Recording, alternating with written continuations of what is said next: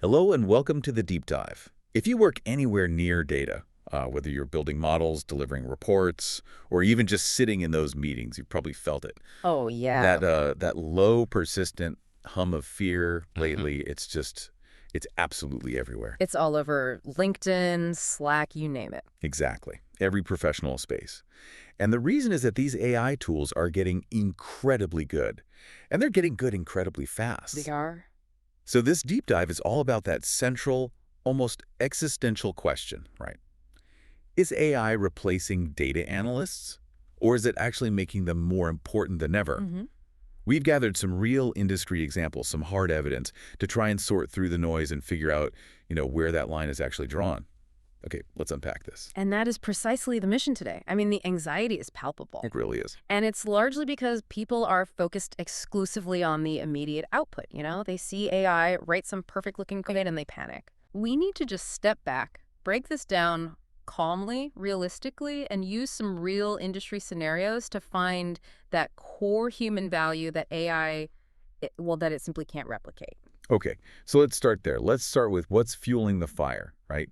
The the sheer speed and just breadth of execution that these things have now. It's honestly astounding. If you just think about the typical friction points in an analyst's day. I Yeah. mean, AI today can generate SQL queries from your basic joins all the way up to complex window functions. Right. It can draft foundational DAX, clean messy data sets, structure Python scripts.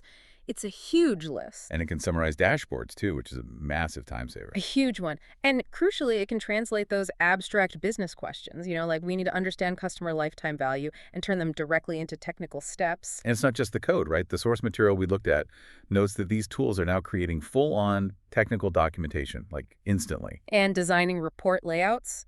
Yeah, designing entire layouts. So if you've used something like GitHub Copilot, you've seen it.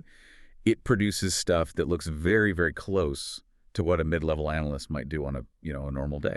Which is exactly why the fear is rational. It's not an overreaction initially. No. When you see an AI spit out a perfect-looking SQL query in 3 seconds that would have taken you an hour of typing, you naturally think your job's obsolete. Of course. But here's the critical distinction, and this is really the foundational point of this entire deep dive. Okay. AI is excellent at execution, the typing, but it is fundamentally terrible at understanding the thinking. And that lack of understanding, Yeah. that's the human advantage. That is the fortress of the human advantage. Right there. I think we really need to hammer that distinction home. When you say understanding, you mean the whole business context that lives outside of the code block. Exactly. The code is just a recipe. The analyst knows why that recipe was chosen in the first place, who's eating it, and what the dietary restrictions are. Right. So let's detail the 5 major failure points where humans are still essential. Let's do it. Number 1 is context. AI has no idea why your specific business unit tracks revenue in some weird, counterintuitive way. Or why your KPIs are defined differently from the textbook. Exactly.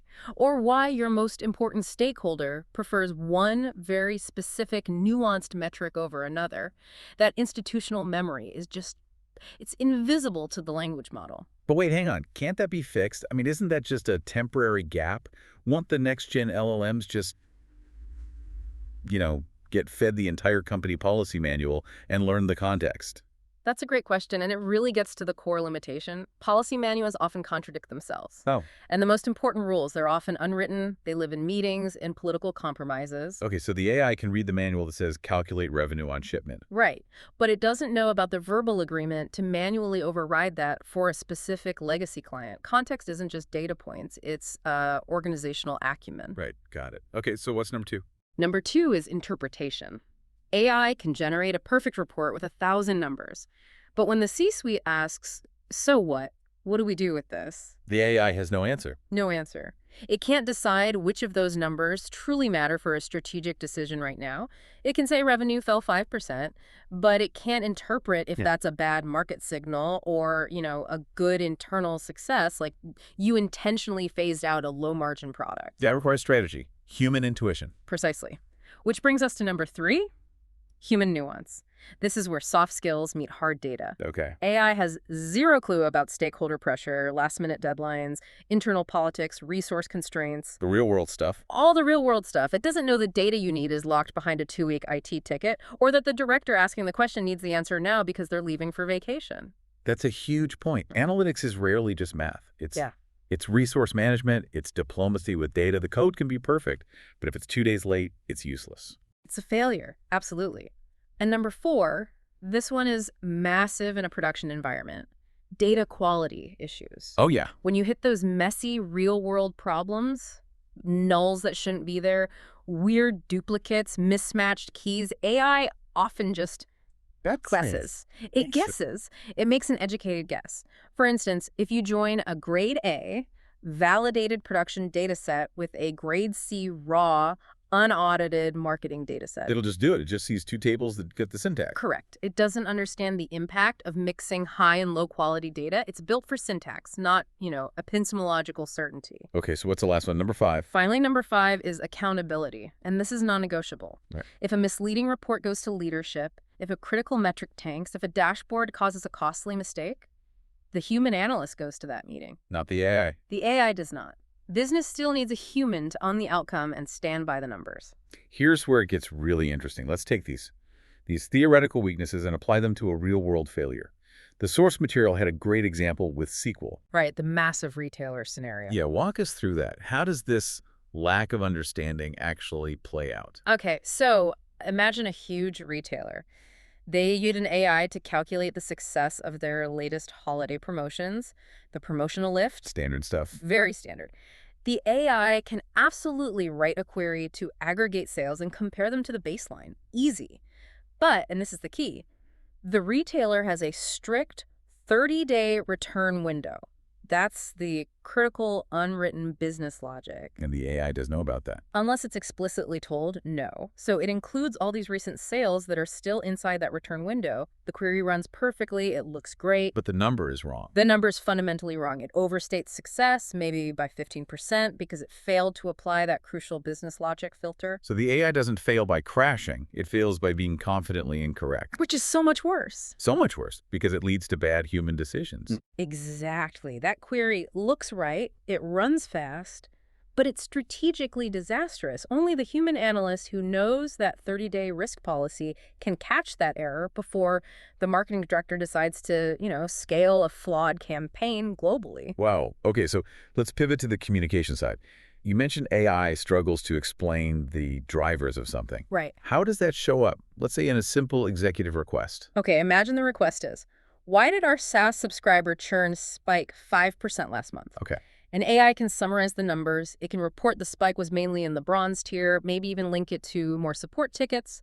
But that's just reporting. It's just stating facts. Just stating facts. The human analyst, armed with that domain knowledge, knows that 2 months ago, a critical bronze feature was moved up to the silver tier, and a new competitor launched a huge promotion at the same time.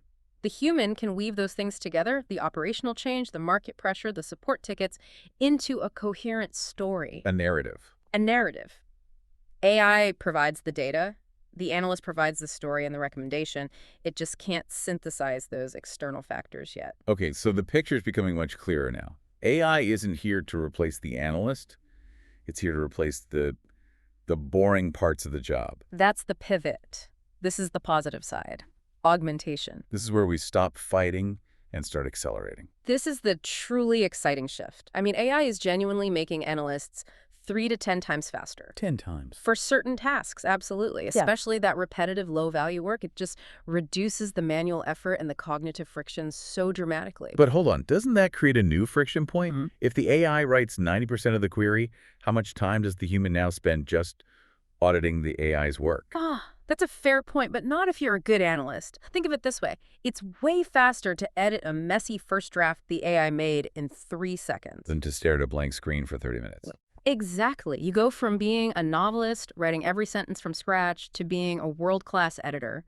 You're ensuring the structural integrity and applying the business logic. So we're moving away from the frustration of, what's the right syntax for this join, to the higher level work of quality control. Precisely. And that frees up so much cognitive space. I mean, think about documentation. The worst. The worst, AI can build it instantly. That's hours saved every week on work that's usually delayed or just skipped entirely. Okay, that's a powerful example. Or drafting DAX foundations, giving you the base structure to then refine. Or instantly summarizing a huge dashboard right before a meeting for a quick validation. It's hours and hours saved. The resulting shift, then, is that the analyst's focus moves entirely up the value chain. Totally. You move away from typing, from syntax and mechanics, and you move toward thinking, strategy, and problem solving. AI removes the friction, but the analyst still drives the whole direction. The strategy, the quality control. And most importantly, the strategic communication of the results. So if the baseline is now so much higher, if AI handles all that low-hanging fruit, what are the skills that make an analyst unstoppable in 2025 and beyond? This is the checklist. The person listening right now needs to know where to invest their time to stay ahead of this curve. Right. This is the checklist for future-proofing your career, and it's pulled directly from watching the most valuable analysts in the industry right now. There are 7 skills. Okay, let's hear them. Number 1, SQL mastery. And I don't just mean writing queries. I mean understanding the underlying data modeling, the efficiency of joins, when and how to use window functions, optimization. You have to be able to audit the AI's work. You have to audit it for speed and for structural integrity. Exactly. Number 2, data modeling. So important. So important. Expertise in star schema, relationships, fact, and dimensional structure. I can't stress this enough. Good data modeling solves 80% of your problems before you even write a single line of DAX. And if the model is robust, the AI's generated code is more likely to be right. And your own DAX will be clean and fast. Which brings us to number 3. DAX fundamentals. You still need to know it. You need a deep intuition for core concepts, like calculate and context transition. AI can write a time intelligence formula, sure, but context transition is so tricky, it still requires human intuition to debug for a specific business case. You have to understand why the number changes, not just that the AI wrote the formula. Precisely. Number 4, Python basics. You don't need to be a data scientist. Just enough to be dangerous. Just enough to automate tasks, analyze stuff that breaks Excel, and experiment quickly. It just saves so much time. Okay. Number 5. Number 5, tool fluency and prompt engineering. And look, we have to admit, prompt engineering has moved beyond being just a buzzword. It's a real professional skill now. So what does that actually look like for an analyst day to day? Is it about feeding the AI super detailed requirements? It's that, but it's mostly about debugging the output. It's knowing how to translate messy business logic into clean technical requirements the machine can use. And when it gives you that confidently incorrect result. Which it will. Prompt engineering is the skill of diagnosing why it failed and then quickly refining your instructions until the output is perfect. You're leveraging the tool, not fighting it. Makes sense. What's number 6? Communication. This one is timeless, but it's magnified by AI. If you can tell a clear, concise story with data, turning all that complexity into an actionable insight for a non-technical audience, you will always be valued. The AI generates the table, the human provides the story. And the recommendation. Always. Oh. And finally, the biggest differentiator, the true firewall. Number 7, domain knowledge. The business context we started with. The business context. Understanding insurance or finance or retail or healthcare, that is what lets you catch the AI's logical mistake. It's what lets you ask the right strategic questions in the first place. That's the context and interpretation AI lacks. Combine those 7 skills and you are unstoppable. So what does this all mean then? I think the core conclusion we have to walk away with is that AI is not replacing the data analyst role. It is replacing certain mechanical, low-value behaviors inside that role. That's the perfect summary. The analysts who are going to struggle are the ones who only copy and paste code, who only build basic dashboards, who only do mechanical tasks that don't require any critical thought. They will be automated away. They will, because they're not providing any human advantage. But the future is, it's incredibly bright for people who are willing to adapt and focus on the architecture of the solution, not just the typing. Absolutely. The analysts who are going to become exponentially more valuable are the ones who get business logic, who use AI to accelerate their mechanical work, who can communicate insights, build great data models. And who maintain that critical thinking and accountability. Exactly. The world doesn't need fewer analysts. It just needs better ones. And AI is simply raising the bar. This whole shift, Yeah. it fundamentally changes where professional value comes from. If AI handle all the mechanics, the query writing, the basic calcs, the documentation, then the true competitive edge is purely human. It's critical thinking and institutional memory. That's it. So here's a thought for you to chew on this week.